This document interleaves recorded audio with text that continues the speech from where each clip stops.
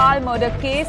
Now, another encounter has taken place in Uttar Pradesh, and one of the alleged shooters in Umesh Pal murder case, Vijay alias Usman, is dead in an encounter. Vijay is said to be one of the men who fired first shot at Umesh Pal, and so this big breaking news that's coming in that another encounter has taken place in Uttar Pradesh in which one of the alleged shooters in Umesh Pal murder case, who is known as Usman, is dead in this encounter.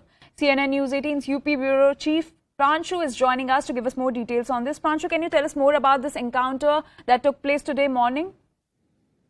Yes, that's right. See, it has taken place in the Kaundhiyara area of Prayagraj. Now, the reports which we are getting is that Usman was, as you rightly said, was the person who fired the first shot on Umesh Pal on the afternoon of 24th of February, and since then he was on the run. Now, Usman is said to be, a very old timer of the Atiq gang.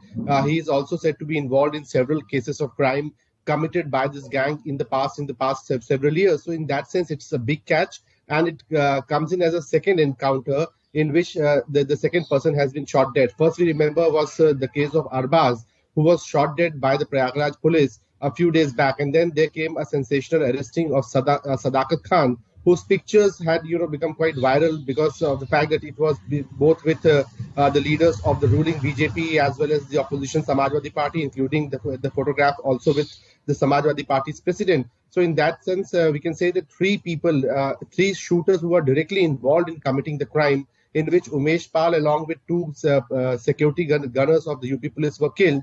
The three people have been accounted for. One has been arrested, sent to judicial custody, that is Sadakat Khan. Two others, including Usman today and Arbaz a few days back, have been shot dead. Apart from it, there is also other gang members, including most prominently Asad, who is son of a jailed gangster and former MP Atiq Ahmed.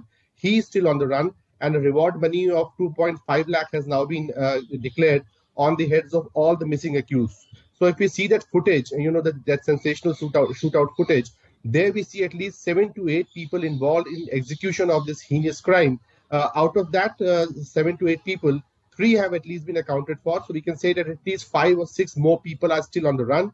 These are those people who were directly involved in committing the crime. Apart from that, likes of Atiq Ahmed, who is an accused in the FIR, Atiq's son Ashraf, former MLA, he's also accused in the case. All these people, the kingpins, are already languishing in jails, and therefore they are the part of the criminal conspiracy. But actual execution of the crime was committed by at least 7 to 8 people, out of which 3 have now been accounted for in terms of 1 arrest and 2 deaths in encounter. Also, Pranshu, what about the bulldozer action? Will it continue till the time the other accused in this case are caught?